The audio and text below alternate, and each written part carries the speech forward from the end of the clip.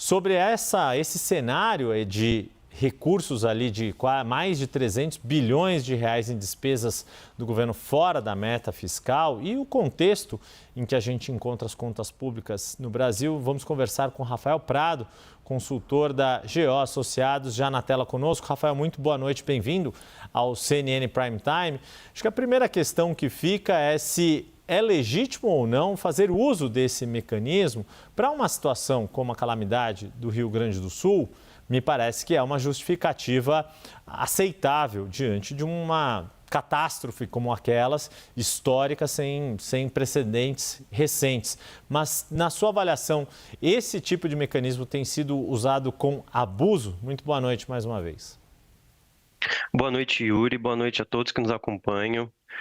De fato, para a situação do Rio Grande do Sul, Yuri, não temos dúvida de que o benefício do crédito extraordinário ele foi usado para o mecanismo ao qual ele foi desenhado.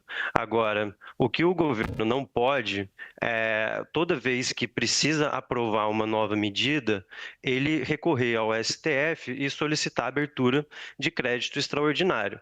Não é porque, como você bem apontou, por mais que, caso esses gastos eles sejam comportados via crédito extraordinário e isso fique fora do limite de despesas, isso acaba, sim, aumentando a trajetória da dívida pública, que é o real problema das contas públicas no Brasil agora. É uma questão estrutural, não é? A questão do resultado primário, ela deve ser acompanhada todos os anos e ela deve seguir a atual conjuntura da economia brasileira. Mas a dívida pública é uma questão estrutural. Então, por mais que esses gastos eles não sejam computados no âmbito de despesas dentro do limite da meta, eles aumentam a dívida pública, que é onde o governo ele devia, de fato, estar olhando para que a gente não caminhe para uma situação de uma trajetória explosiva dessa dívida, principalmente em um contexto de juros altos, perdão.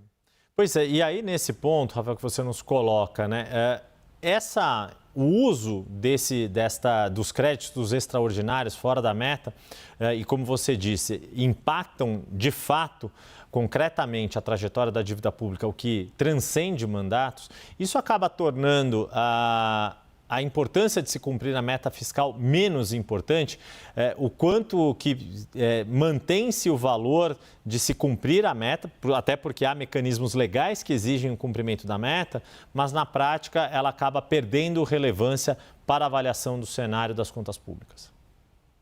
Sim, de fato existem mecanismos legais, não é para cumprimento da meta, como a Lei Complementar número 200, que inaugurou o novo arcabouço fiscal em substituição ao extinto teto de gastos, mas também há mecanismos legais que devem ser cumpridos para solicitação de crédito extraordinário, como consta na própria Constituição, não é? Então, o governo ele tem que ficar atento não só ao impacto fiscal, mas também ao impacto legal, né? Então, precisa haver uma responsabilidade do Executivo, do governo federal, da União, em controlar as despesas públicas. Não deve sempre ter uma recorrência ao judiciário para resolver problemas do governo.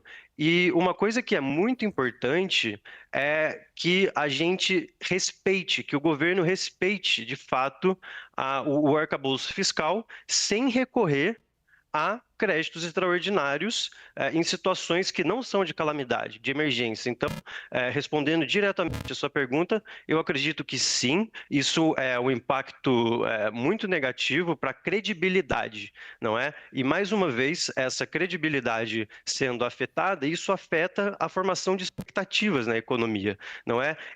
As expectativas estando desancoradas, isso afeta negativamente a trajetória para taxa de juros, para taxa de câmbio, o que tende a pressionar a inflação, e aí isso acaba tornando a curva de juros mais pressionada e dificultando o próprio governo. Não é porque o governo vai se financiar a uma taxa de juros alta, que, dentre outras razões, uma delas é que ele mesmo está criando, dada essa dificuldade, essa perda de credibilidade no cumprimento de despesas factíveis, né? Nós conversamos com o Rafael Prado, consultor da GO Associados, gentilmente nos atendeu nesta noite de sábado aqui no CNN Prime Time. Muito obrigado, um bom fim de semana para você, Rafael. Muito obrigado, Yuri. Uma boa noite a você e a todos.